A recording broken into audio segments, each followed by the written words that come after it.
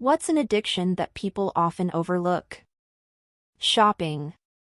I just got back this month after being in rehab for 2 months for weed, alcohol and cocaine, and at my therapy they asked me if I noticed any cross addictions. I told my therapist I think I have a shopping addiction, and she told me it's a common addiction that goes unnoticed way too much times. My hoarder mother 1000% has a shopping addiction. Hoarding behavior is so frustrating. My mother has a beautiful, large Victorian home. Well, it's almost in complete disrepair due to having her junk stacked up everywhere. None of us kids can really visit the house, let alone stay there when we got back to visit. Any family heirlooms/memories are ruined by 30+ years of cigarette smoke, not being cleaned, or crushed by other junk. And they keep buying more junk. Never anything that they will use or anything, just more shit. But it's a good deal, and you always need a broom. Mom, you've already got 9 brooms, and you've never used any of them.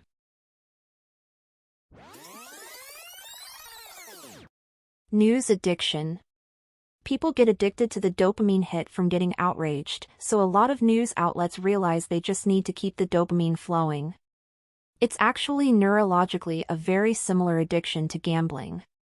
In both cases, it's less about getting something positive and more about getting something negative and then feeling they have to cancel or counterbalance the negative with a positive that always seems just out of reach but never seems to come.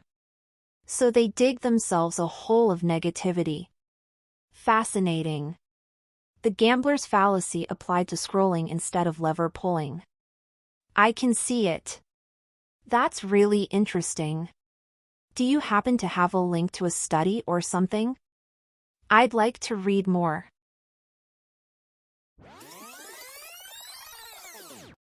Outrage is an addiction. Some people seek it out, actively searching for a reason to hate their neighbors just so they can get their hit of dopamine. It feeds news addiction, tribalism, and eventually extremism. It's the source of so much violence, so many divided houses and ruined lives, but we do nothing to curb it. Not only is nothing done to curb it, the media and social media are actually designed to encourage it, because it's good for their pocketbooks. The more enraged they're making you, the more you'll pay attention to the media, and the more likely you are to engage in social media, further feeding into it. The more you engage, and the more you pay attention to the media, the more ads can be fed to you, which is where they make their money. Yeah, I remember thinking, how comes everything I see on Reddit seems to be an outrageous political statement from someone or a video of obnoxious behavior which upsets and angers me. Oh.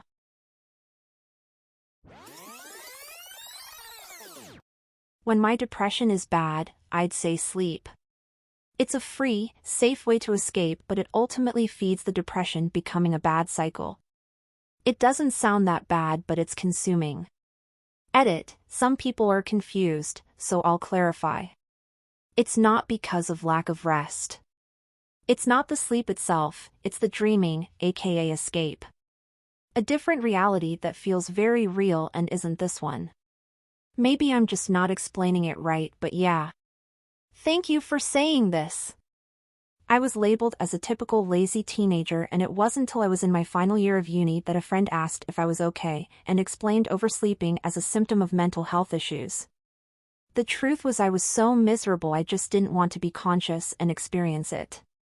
Better to be asleep, with a teeny tiny hope that I might feel a bit better when I woke up.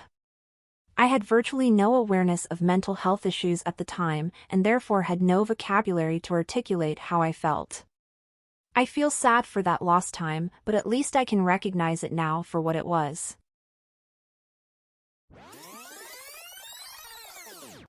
Junk food. Sugar. Soda. I am addicted to these things and wish I can break that habit. I quit smoking quite easily, but I cannot for the life of me quit sugar. So much harder, Imo. I think I just swapped my after-dinner cigarette for after-dinner chocolate. Doesn't matter how satisfying the meal was, I still crave some chocolate later. Apologies in advance for the unsolicited advice, but your comment hit a chord with me. Is it specifically chocolate you crave? 'Cause I used to constantly crave chocolate. It got to the point where I'd buy the cheapest milk chocolate bars from my grocery store and eat a couple pieces every day, trying to limit how much chocolate I was eating but also trying to stop the constant craving for it. Supposedly being low in magnesium can cause chocolate craving. Figured more magnesium couldn't hurt, so I started eating more food with magnesium and the craving went away. I still have a massive sweet tooth and I love chocolate, but that never-ending chocolate craving has stopped, thank goodness. Maybe something to try, if it seems relevant to you? I know this is just a very unscientific anecdote, maybe it was something else going on with me that just naturally stopped. Maybe the slight changes in my diet I made solved it in some other way. Who knows?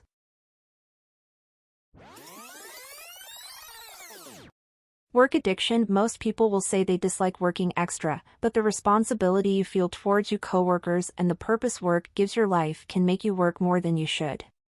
Source: Addicted to Work.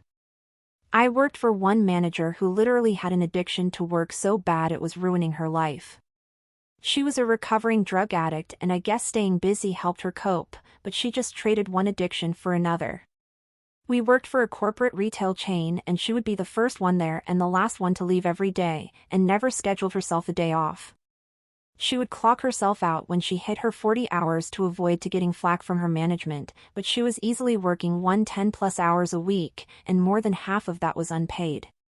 Her family, her ex-husband and her kids would come by periodically and try to get her to go home, and her entire staff including me constantly tried to get her to just go home, but she was afraid the place couldn't run without her present for even a second.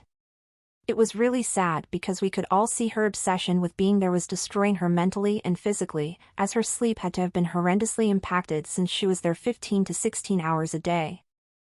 I spoke with HR about it and they said they had already been aware of it for some time and that they weren't going to do anything about it. That incredible amount of incredulity and not giving a shit about the super illegal and dangerous fact that they were letting an employee work for free for 70+ hours a week was obviously huge red flags for me, so that was my last day. A couple years later now, she still works there and this is still happening.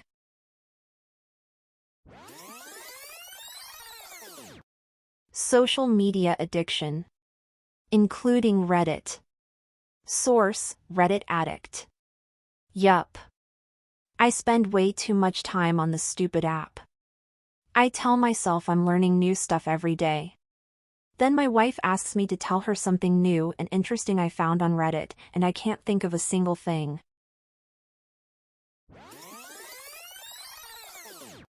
Phone addiction. No explanation needed. My stomach drops every time I see my daily average screen time.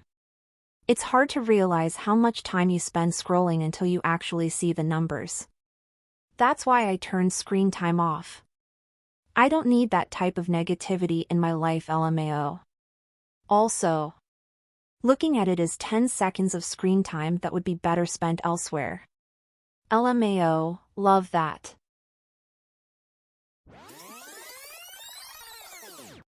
I always laughed at the idea of video game addiction. It sounded so overblown until I met a guy who honestly defined it for me. We used to chat and hang out weekly. He quit his job and now just lives at home with his mom, mooching off her to sit in his room and play games for close to 16 hours a day. After refusing to hang out for long enough, I just gave up on him. Finally, I found someone who mentioned video games. I grew up gaming. I absolutely loved playing them throughout my entire childhood and into adulthood, but I have seen addiction to video games absolutely destroy people. Part of me is glad that I simply don't have the time to be playing them much anymore. Maybe an hour or two a week. But I know adults in their 30s and 40s who are still obsessed, to the point of not wanting to do anything else. I suffered from gaming addiction for a year. For me, it was the fact that I couldn't feel satisfaction or happiness from any other hobby or action.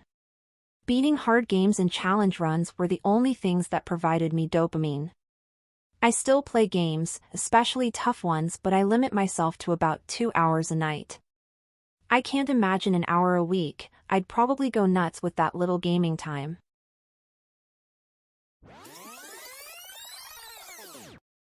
Self-isolating due to social anxiety. It's not an addiction, I know, but it gets me high knowing how lonely I am and there is nothing I can do about it. I am not overweight or unattractive, but I love beating myself up about how socially inept I am. I am addicted to feeling sorry about myself, even though I am relatively good-looking and in shape. Fuck. Solitude is addictive too though, feels good to have no pressure to perform or engage. You can just be. But it's usually not sustainable, like most addictions. Yeah, I made myself switch my career around, because I found myself liking being by myself way too much. I now work in a tiny office with 6 weirdos, but I am better for it.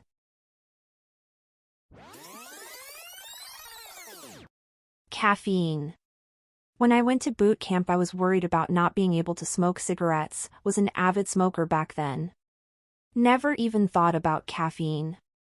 After the first day I suffered overwhelming headaches which turned out to be physical withdrawal from caffeine.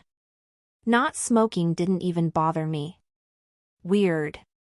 I started a thing when I was younger where I first went 30 days without booze. It was difficult as I was a heavy drinker. Similar scenario with processed food/fast food/sugar where I'd cut it out completely for a month or 40 days. Same with smoking when I was a smoker.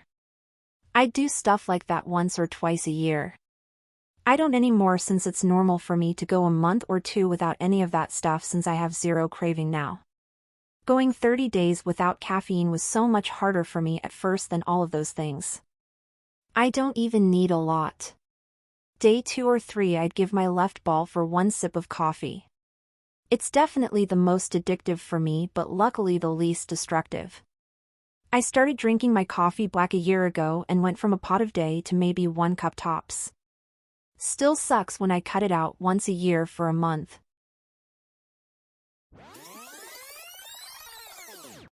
Staying up late for no reason than because you're afraid to miss out on anything. This has definitely gotten worse for me now that I have 3 kids. You never feel like you have downtime until they're asleep, and when they do, there's that struggle of taking advantage of that quiet time or catching up on sleep. I feel.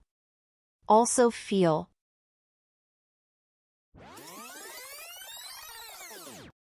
Anything legal but bad for your longevity.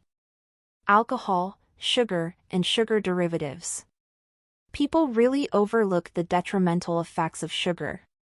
It's the root of incredible varieties of medical conditions. Yeah, it's crazy how overlooked alcohol is in terms of addiction. Personal experience has taught me you can easily get away with killing yourself slowly with booze as long as you are friendly, do your job and aren't spiraling out of control in the eyes of others. Extraordinarily accepted and actually encouraged despite its potential lethality. Oh, I'm an alcoholic and it's nuts how your friends, family and co-workers will tolerate it.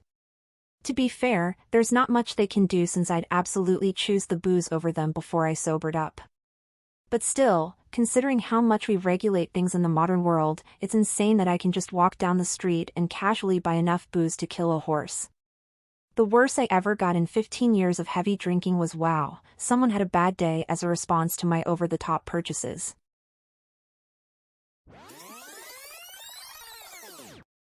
Tribalism.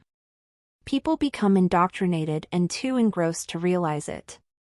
People become so addicted they choose to kill over sports, vehicle types, religions, politics, etc., and it's by design. People act less intelligent when they're a part of a group. Mob mentality. Edited because syntax/grammar police attacked my autofill. Proofread everything, kids. Outrage is the addiction, tribalism is just one of the many crack pipes through which it is consumed. People are seeking outrage. Tribalism gives a sense of legitimacy to the outrage.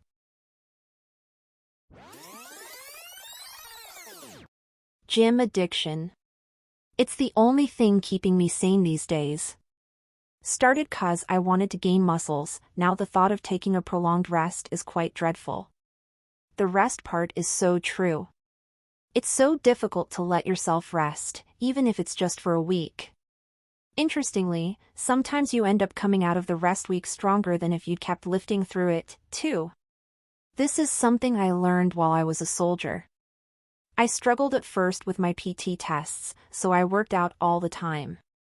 Eventually someone told me that rest and recovery were basically as important as working out and that I needed to let my body rest and heal. Lo and behold, I was stronger and faster after rest breaks because my body was actually recovered and I could properly use the strength and speed I had been working on building in the gym.